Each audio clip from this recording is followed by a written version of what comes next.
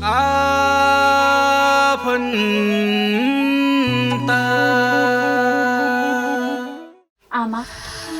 आज धेरै महत्त्वपूर्ण दिन हो। जुन दिन धेरै खुसीको दिन।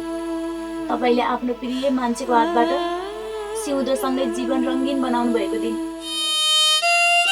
अनि 7 वर्षपछि आजको दिनमा मलाई जन्माउनु भएको दिन। एक छोरा पछिको छोरी। नभएको पैसा सबै सिद्धाए। म जस्तो भइदिया भए त्यसरी थला परेर बस्नु भन्दा कि झुन्डिन्थे कि आफै मेटासी खाएर बाटो लाग्थे। तिनीहरूको बुढाबुढीले नै भएको सम्पत्ति सबै सिद्धाएर छोराछोरीको बिचल्ली बनाएर मर्ने भयो।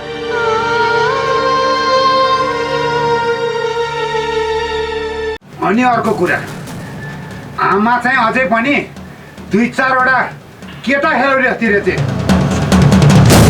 छोरी चाहिँ काँडा सत्य हुन्थे। तेरो दाइ कहिले आउने हो? तेरो दाइको र मेरो भेट हुँदैन के अरे?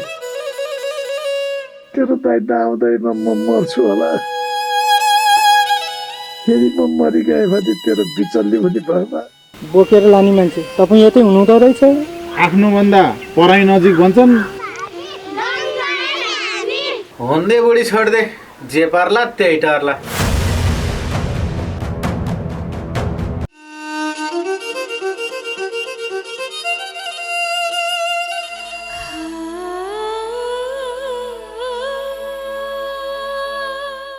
ल ल जानुस्, बेलैमा घरमा आउनुहोस् नि। ल ल सिस्टर, बुवालाई यो अक्सिजन लगाइदिनुहोस् अनि एउटा सलाइन पानी दिनुहोस्।